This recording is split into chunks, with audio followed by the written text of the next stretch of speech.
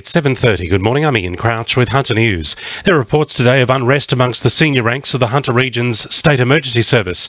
The Herald reports second in charge Ken Spear has gone on stress leave, while 3 senior staff have been sacked, including the top officials at Lake Macquarie and Maitland, while there are threats of a mass exodus of SES volunteers. It's claimed some aren't happy with the new management style of Regional Controller and former Army veteran Amanda Williamson, who took on the top job in October last year. It's believed someone smoking a cigarette in the toilets of a Jetstar flight is responsible for the plane making an emergency landing at Newcastle Airport last night. Crew noticed a strange smell coming from the toilets on the Gold Coast to Sydney flight, with the pilot deciding to land at Williamtown.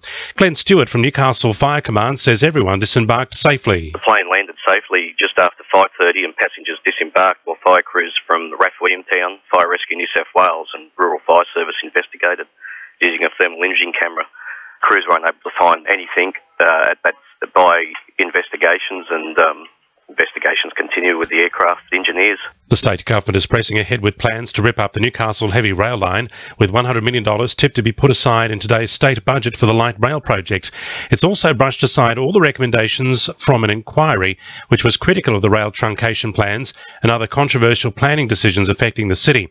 The budget is also tipped to include money for the much anticipated Lower Hunter Hospital at Metford.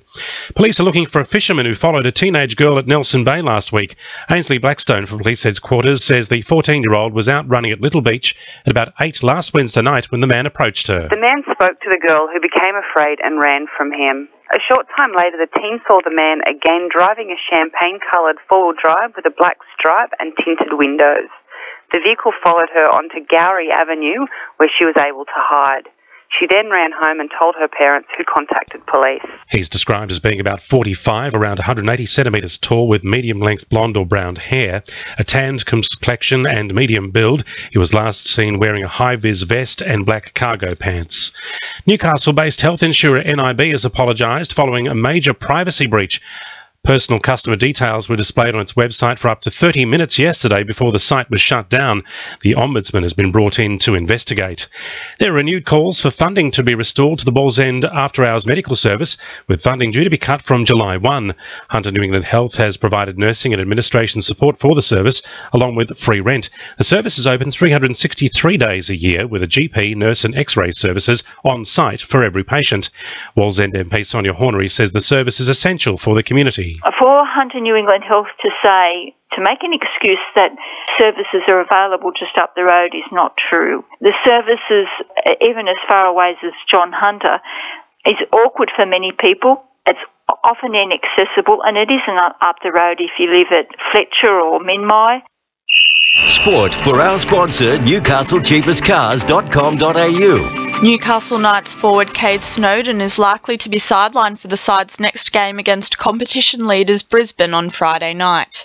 The 28-year-old was charged with a Grade 1 careless high tackle on Cronulla's Matt Pryor in the Knights' 2-point loss to the Sharks over the weekend, and will be suspended for 1 round if he pleads guilty.